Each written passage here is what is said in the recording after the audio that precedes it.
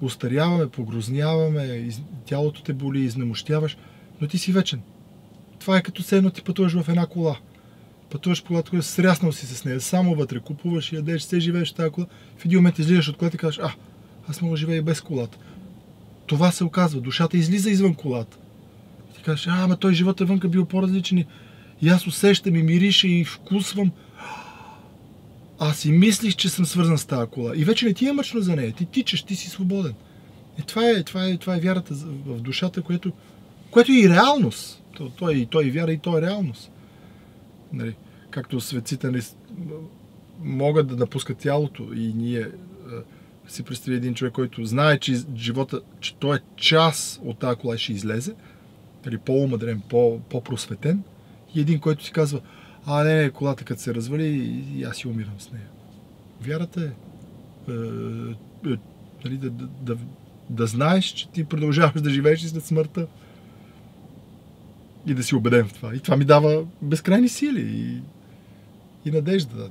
Господ да помага, Господи помилуй. Ако не вярвам в Господ, живота за мен трябва да е една безкрайна депресия. Дори самата мисъл, дори си представи успешния живот. И кариера, и семейство, и здраве. И пари. Какво по-хубаво това? И то пак свършва. И самата мисъл, че ти ще го загубиш. И си на 40, на 50, на 60 нагоре, то ще го загубиш рано или късно. И дори не ти е гарантирано, че ще стигнеш до старост. Това пак е един ужас. Ти просто все едно отиваш в един 5-звезден хотел, заповядайте, всичко имате, храна, all inclusive, то е абсолютно ваше за месец и половина.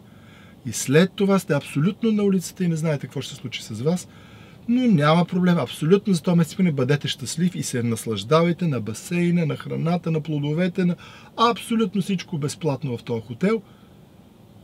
Ти няма ли да си депресивен да кажеш, мисля 45 ден, какво ще стане? Не го мислете след 45 ден или след там колко дена, след 2 месеца.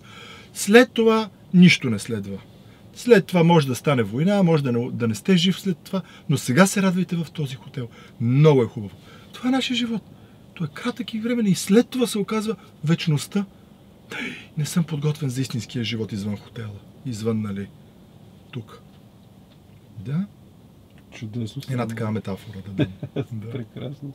Добре, искаш ли да кажеш нещо на нашите бъдещи зрители? Искам да им кажа, че с душа и сърце съм написал този сценарий и тази история се роди за да им я подаря и без да очаквам нещо в земяна, просто да стигне една душа да се обърне, аз се надявам много повече, за да познаят Бога, вярата и да станат по-добри хора и да могат да спасат душите си чрез съвременното изкуство, което е киното.